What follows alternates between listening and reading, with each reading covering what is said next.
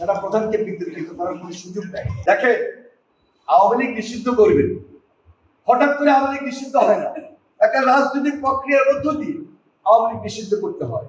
এই জন্য প্রধান উপদেষ্টা যিনি আছেন, দেশের এই ক্রান্তি লগ্নে, এখনো বলবো দেশের এই ক্রান্তি লগ্নে প্রধান উপদেষ্টার বড় দায়িত্ব সকল রাজনৈতিক দলকে ইফতারের দাওয়াত দেন, সকল রাজনৈতিক দলকে ইফতারের দাওয়াত দেন, দিয়ে দেশের বৃহত্তর স্বার্থে ক্ষুদ্র স্বার্থ ত্যাগ করে ছোটখাটো মতভেদকে উপেক্ষা করে দেশে একটা নির্বাচিত জনগণের সরকার হওয়ার জন্য যে আলোকে ভোট করা দরকার, ভোটের প্রক্রিয়াটা ঠিক করে দেন।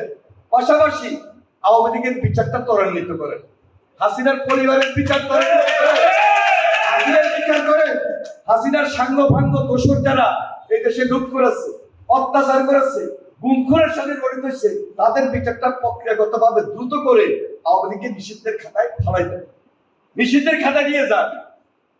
কিন্তু হঠাৎ করে আপনি বলবেন যে আওয়ামী লীগকে নিষিদ্ধ করেন।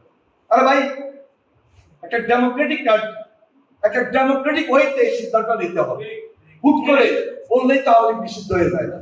আমরা চাই আওয়ামী লীগ নিষিদ্ধ হোক।